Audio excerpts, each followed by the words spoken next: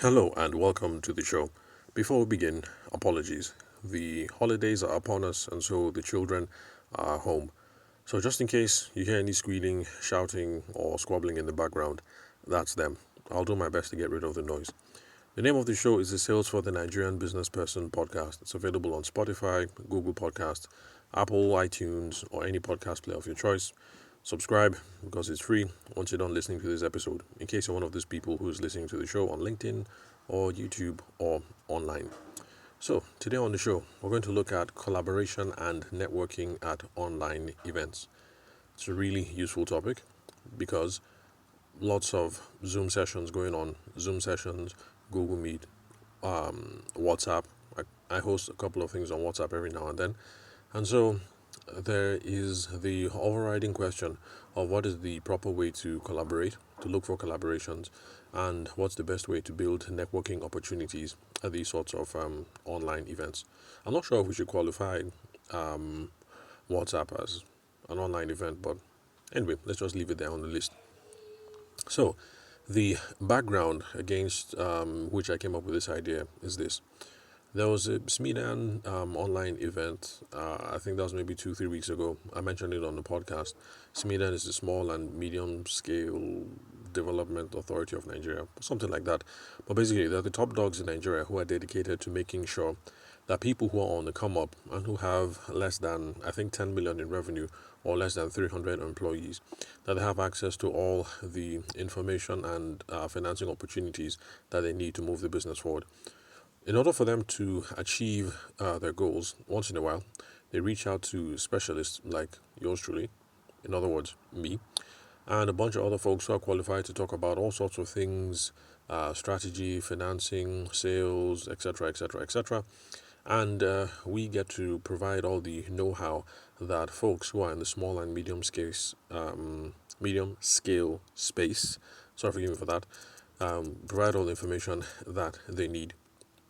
So, this last event that I mentioned was around business innovation. And I was hoping to, if it was long enough, because I didn't want to go over the hour allotted, I wanted to introduce them to the perfect sales process. And then after that, to show how you can use sales discipline to influence your business strategy and business innovation. But we got overwhelmed with the question and answer session, and so we didn't get to that second half because we had well over 200 participants.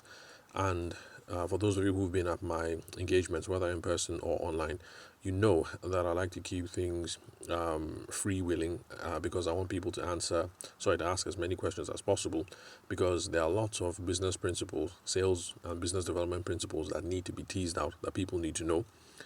And also because I think that is where we get to the root of what people are actually struggling with when it comes to sales and growing their businesses.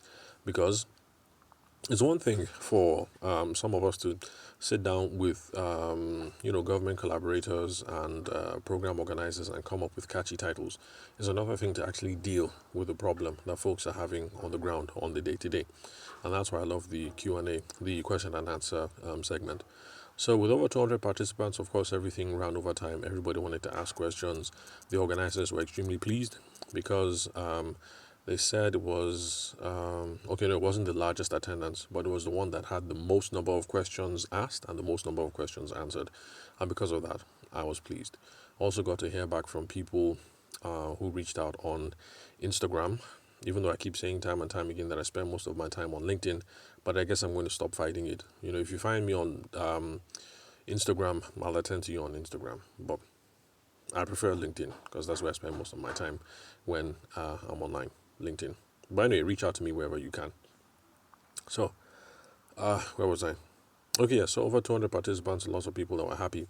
And the last time I did a program for the SMEDAN folks, we ran into some technical difficulties and ended up starting 30 minutes late. So, because of that experience, I told my handler, that's the person that I was in touch with, you know what? Because of what happened the last time, I don't want us to start on time. Let's sign in 30 minutes ahead, and if there's nobody, I'll chill. If there are people, I'll chat with them before the program starts. And of course, the person was really pleased. And so, 30 minutes ahead, we started trying to sign in. It was a good thing that we did, because it ended up taking us about 7-8 minutes to get everything sorted. And then tested the backgrounds because they wanted the SMEDAN logo, but that wasn't working. We what's it called, troubleshooting. We tried troubleshooting a couple of things, and eventually we were good to go. So it turned out to be a really, really good thing that we started trying to sign in 30 minutes ahead of time, instead of trying to sign in 5 minutes or 10 minutes ahead of time, as most folks would normally do. So there were a couple of guys there, and sorry, guys and girls. When I say guys, I'm using that term in the universal sense. I'm a late 70s, early 80s kid. And for people in our own generation, if you said hi guys, you're talking to everyone pretty much. So guys, for my set, my age range in Nigeria, guys doesn't mean boys alone. It means boys and girls. So you could walk into a room and say hi guys, and you've effectively greeted everyone. So yeah, started having chats with the people that were there. So asked for introductions because I was trying to have some small chat. I wanted to know who was there, get a sense of what their problems were, and things like that. Now, my intention was, let's introduce ourselves, let's chat. This is actually what happened at the end of the day. Someone would come in and throw a wall of text into the chat. Bam! I am this. This is my business. We specialize in this. We have a 5% discount. Call me now on blah, blah, blah, blah, blah, blah, blah. Follow me on this, that, and do this and this and this to get the 5% discount. And that will be it. Then another person will throw another wall of text. Boom! I am so and so. I'm based in Oshun. I'm based in Gwagwalada. I sell chickens. Promo now, something, something, something. The best chickens in all of Abuja. If you want it now, call me on 080 this, that. 4-5 phone numbers, and follow me on this, that. And then another person will throw in another message, and another, and another. And remember that I said we had 200 participants by the time we were done at the session. Now imagine people throwing in wall of text after wall of text after wall of text, essentially saying, I'm the greatest, I'm the best, look at me, buy from me, here are my phone numbers, follow me on this, whatever. At some point, people got so carried away and were having so much fun with this copying and pasting, because I'm convinced that these people had crafted all these things well ahead of time, well before the program, just so that an opportunity would arise where they could copy, control copy and control paste. People started calling for more networking, as they called it, during events. So it seems that when the program started on the 3rd of July, yes, okay, I think it started on the 3rd of July, and my own part of the program, I think, was on the 11th. Was it on the 11th of July, I think? So it seems that while the program was on, people were really, really hungry for networking, in quotation marks, for networking during the event, and they hadn't been given the opportunity. And so when I did that, they were doing what they thought was networking, which is control copy and control paste. This is me, this is my business, this is where I am, I'm running a promo, these are my 5 phone numbers, buy from me, and when you're done, follow me on LinkedIn, on WhatsApp, on Twitter, and on what have you. So, the question that I want to ask is this. Oh, by the way, this did not derail me. While the copy and paste was going on, I was just carrying on with the program, and I was trying to keep an eye out for people who had specific questions that I could solve for them. Because the whole point actually was to say who you are, what business you're involved in, and what you hope to get out of the event or the problems that you're trying to solve. That was what the goal was. So I attended to these people, and I ignored the people who were networking, in quotation marks, during the event. So the question that I want us to consider today is, do you consider this to be effective networking behavior when you're online? And the second question, can it indeed lead to sales? Because it's obvious, everybody who did this control copy, control paste, thought it might lead to sales, or rather, they were hoping that it would lead to sales. Before I answer this question, I'd like to point out something. Now, these are actually the sorts of things that we handle on the WhatsApp Coaching Club. It's the session where I answer people's questions on WhatsApp. There's daily access to me. I come in, I promise, or rather, I try to come in at 2 hours every day, give answers to all the questions that people have, and assignments to move the business forward. So that's the benefit of signing up on the WhatsApp Coaching Club. So if you're interested, I'll talk some more about that at the end of the recording, how you can get signed up. So the questions: effective networking. Is this effective networking? Can it lead to sales? Now, this is my answer. I think it's questionable that this could have led to sales. And that's because the 200 people who were there, okay, well, a bunch of them obviously came because they were trying to sell stuff. And I think that's weird because this is a program that is meant at capacity building. Surely, you know that people are there with the mind frame to learn and not with the mind frame to buy something. So when I show up to that kind of event, I'm not thinking, I would like to buy 20 crates of eggs. Maybe I might find somebody who can sell me 20 crates of eggs at this event. That's not the primary reason why, if I do sign up for that event, that kind of event, that's not the primary reason why I'm there. I mean, assuming I was a participant and not the facilitator or the trainer.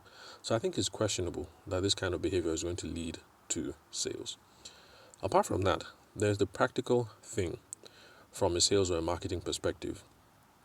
Chat windows on these things are small, or is a rectangle off to the side if you are using your laptop. It's a small window, and a huge wall of text is not going to be memorable. So that whole thing of this is me, I'm in Ogun State, and we have the best eggs in all of Nigeria, free range chickens, this, that, and then you put your 4 phone numbers there and other action points of 5 different places online where they can follow you. There's nothing there that is memorable or uniquely actionable.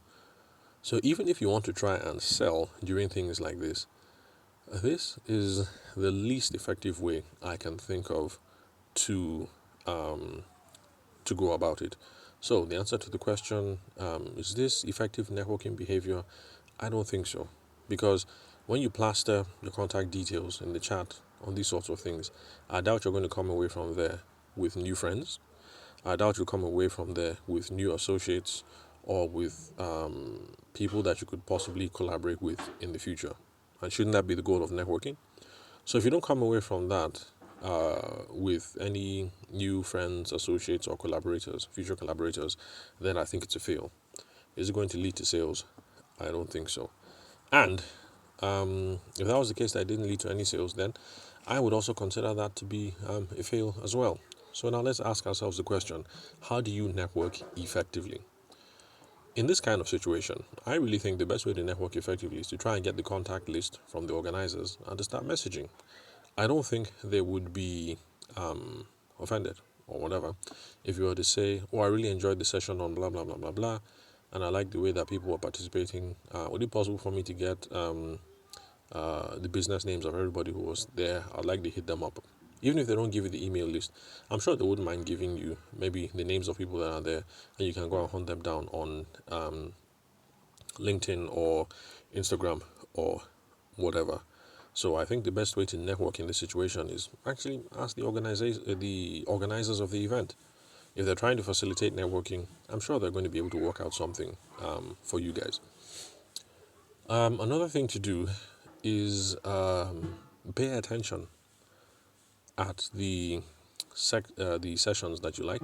So like say you found the sales session extremely valuable. Pay attention to individual contributors that you find interesting, and then you can DM them later because there's a private what's it called? There's a private function in the chat thing. You can left click and say what's that word? You can left click and say, is it send privately or send only or something? That's if you're using Zoom.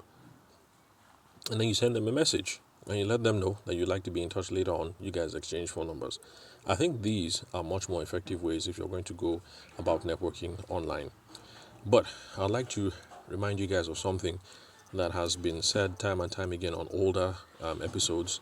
So if this is your first time listening to the podcast, when you're done, use the search function in the website or in the podcasting app where you're listening to my voice right now.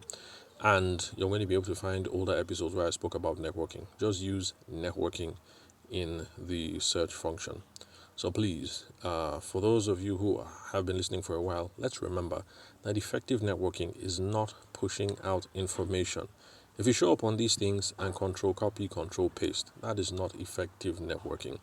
If you show up live in person with 200 copies of your business card and you say, hello, my name is Kemi, I do this, I have the best eggs in Nigeria, and then you hand out your business card to 200 people, that is not effective networking. It's better than doing nothing. It's better than staying at home or not attending these events. But don't just attend the event and then copy and then paste to 200 participants. Or go and see 200 participants and then make sure that you shake everybody's hand and give absolutely everybody your business card. Effective networking is trying to figure out two things. Number one, we're trying to figure out who is in the room. Number two, we're trying to figure out who is worth having future relationships with. That is what networking is about. If you'd like to know how, like I said, we have over 650 episodes of the podcast done so far. Search for the older episodes. I know I've made several episodes on networking. You will find the details there. Or join the 5K coaching club and I'll be able to answer your questions specifically to your business challenge, your business context. So, networking can't be done by pasting stuff and by shoving out stuff. Networking can only be done by having conversations. If you're interested in what you've heard so far, you like what you hear, you want to learn some more, you want daily access to me, ask me questions related to how you sell in your business, that's the purpose of the WhatsApp Coaching Club. The investment is only 5,000 naira monthly. Ask me anything, I give you answers, I give you assignments, we'll try and move the business forward. If you're interested, hit me up on social media in the DMs or send a message to me saying you're interested to 080 6466 2140. The country code for Nigeria is +234. Also, you can connect with me on LinkedIn or the socials of your choice. My name is Tavishima Ayede.